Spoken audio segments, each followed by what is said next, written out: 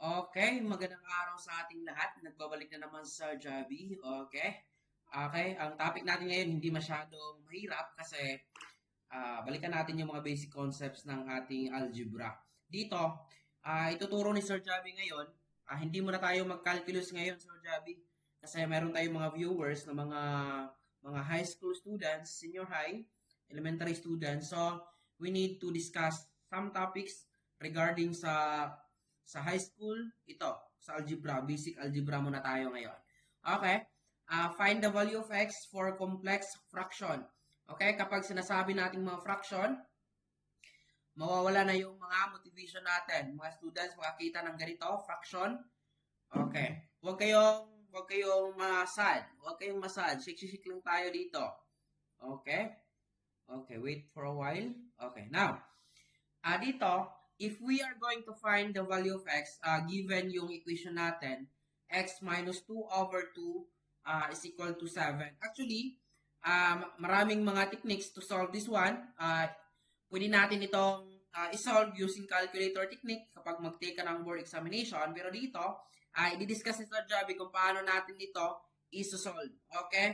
Using algebra.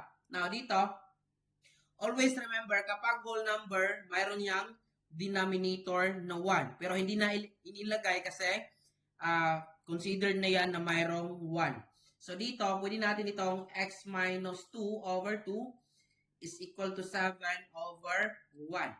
Pwede yan.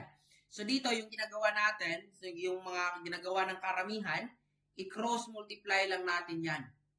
Or pwede din, ang x minus 2 over 2, then ilipat natin si 7, maging multiply na yan. 1 over 7. That is still, hindi pwede. X minus 2, okay. Yeah, tama. 1 over 7. Kasi law of multiplication. Kukunin mo lang yung reciprocal niya, then i-change yung, maging multiplication na siya. Pero dito, pwede na rin itong i-cross multiplication lang ito. X minus 2 times 1, that is, lagay natin dito, that is x minus 2 is equal to, ito, 7 times 2, that is 14. So, to isolate the value of x, itong constant na negative 2, i-transpose natin, mag-change the sign na yan, plus 2. So, ang x natin is 16. Try natin kung dapat, kasi equation nito, dapat mag-satisfy ito sa ating left-hand side and right-hand side. So, let us say, substitute natin yung 16.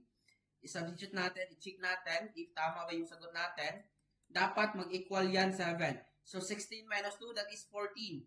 Over 2 is equal to 7. 14 divided 2, that is 7. So, that is equal 7. So, tama yung sagot natin, 16. Nag-satisfy yung equation natin, ay nag-satisfy yung value ng x natin, which is 16. So, yun lang. Shake.